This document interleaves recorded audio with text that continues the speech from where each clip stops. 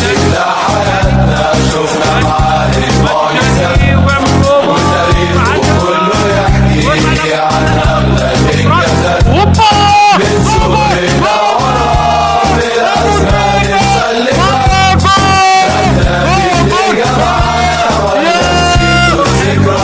اهلا بكم في برنامج العالم. ما تنسوش تعملوا اشتراك ولايك وتفعلوا الجرس ليصلكم كل جديد. فيديو النهارده عن الهجاص رضا عبد العال. يعني قلت لكم ده يعني هجاص، يعني هو بيهجس على الناس كلها وكله كلامه كذب في كذب. يعني الهجاص رضا عبد العال ده كل اخباره وكل كلامه وكل اللي هو بيقوله كله كلها كذب، كلها افتراءات، كلها كلام غير صحيح، كل الكلام بتاعه كله كلام مش فنيات، كلام مش فنيات خالص، كلامه غير محترم بالمره. بيتكلم بره الكوره بيقول كلام غير محترم بالمره.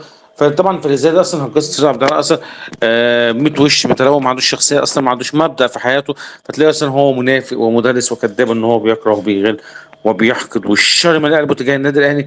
النادي الاهلي عمل له مشكله وعمل له عقده من سنين لانه هو بيكره وبيغل تجاه النادي الاهلي. طبعا يعني في فيديوكم بجد والله العظيم حاجه في منتهى التعسف وفتنه، وحاجه بجد مش موجوده اصلا على ارض الواقع يعني بجد، وحاجه اللي بيقوله هو كله كذب في كذب في كذب في كذب. تعال شوف معايا كده.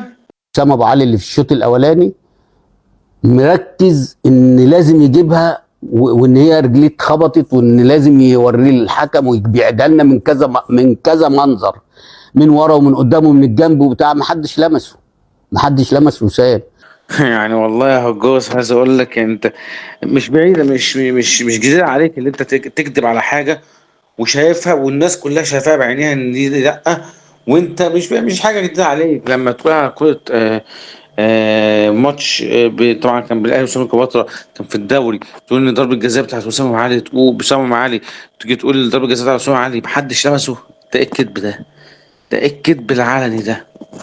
الدنيا كلها شافتها، وانا من ضمن الناس بشوفها، وانا من ضمن الناس شفتها قلت لا دي ضربه جزاء، دايس على رجل وسام ابو علي، فما فيهاش كلام. فانت مش حاجه جديده عليك لانك انت دايما على طول لو شفت ضرب جزاء ده قالي حتى لو ايه هتقول مش ضرب جزاء. مش حاجه جديده عليك، انت واحد منافق، واحد مضلل، عمرك ما قلت كلمه حق في حياتك، فده مش جديد عليك يا هجاص يعني.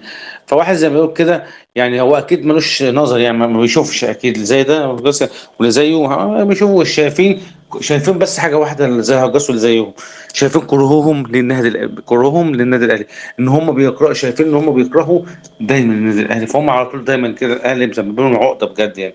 فطبعا سنة هجاص عبد الله اصلا كاره للنادي الاهلي وحاقد على النادي الاهلي. رضا عبد العال اعرف حجمك قبل ما تتكلم عن النادي الاهلي. استنوني في حلقه بكره من برنامج العالمي. السلام عليكم. بنزل من بيتي